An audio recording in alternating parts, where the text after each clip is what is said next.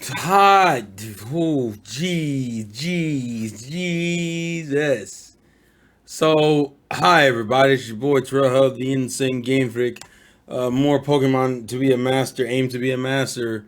Episode reviews, just so I literally am recording this like not even like seconds after I finished watching the episode. And although I want to talk about the episode as a whole, that that ending is Jesus. I just wasn't prepared for them to make a reference like that because they rarely acknowledge that canon, the movie canon, and they had the nerve and the gall and to tie it in, and it fits perfectly. I just wasn't prepared for it like at all. Um, let's just talk about the episode. So the episode essentially does. I thought it would be a two-part and it would end on the last episode, but they decided to pretty much scrunch all this in to one episode, and it definitely shows with the villain character getting. I don't even think this man gets a name. They barely they someone interact, and he said some crap like, "Oh, I won't do it again" at the end of it, which is weird considering how weirdly aggressive he was throughout the course of the episode about getting Latios, and Latios had some weird device. They do a bunch of plot contrivances that if you break the device, it supposedly reverses the freezing of the Mons, which was some convenient logic, even though there was no precedent to believe that. Professor, I mean not Professor, Officer Jenny just happens to be available as soon as they catch and beat the guy. Don't even remember them ever calling her or even knowing where the location is. This episode has a bunch of like contrivances to do what it wants to do, while also still having a little bit of the weird Team Rocket stuff, which I guess they're gonna say for the final episode because they only show them essentially all going back to Team Rocket headquarters under the premise that they'll do it on their own. Whatever. Misty's pretty much useless this entire episode. Brock only being marginally better. So just like the good old days, huh?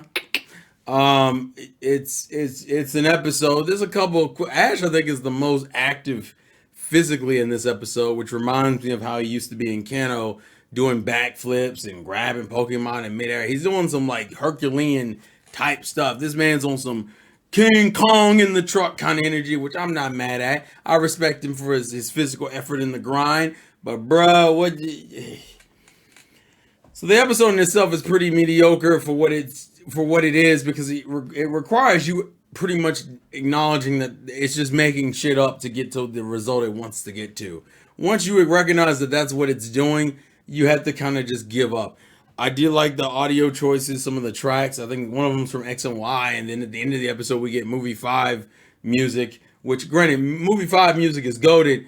The fact that this episode even references Movie 5 as much as it does is kind of crazy. It works perfectly, mainly because at the end of Movie 5, when they leave on the boat after he gets kissed by Latias, I know people are going to pretend like it's Bianca. It's not Bianca. No one in their right mind believes it's Bianca. It's Latias that kissed him, which they show off both Bianca and Latias. No Lorenzo though. Wonder why? Because he didn't die at the end of the movie. But in the ending sequence when they're leaving, you see in the sky you see three creatures. You see like a Lati. You see essentially Latias and then another Latias and Latios. So it's implied that the two Latios, the Latias and Latios we've been seeing throughout this like 10, 11 episode journey was essentially the Latias and Latios from the end of Moving 5, which is a hell of a continuity thing to do. I'm not mad at it. I'm just surprised that they had that level of foresight. It's a really nice tie-in. It's not a hard one to do, but it's a nice tie-in. Jesus Christ, I think I was just I literally screamed because I was not prepared for them to reference that. That is a hell of a reference to even reference movie 5 of all films. Barely any of the films ever get referenced in canon.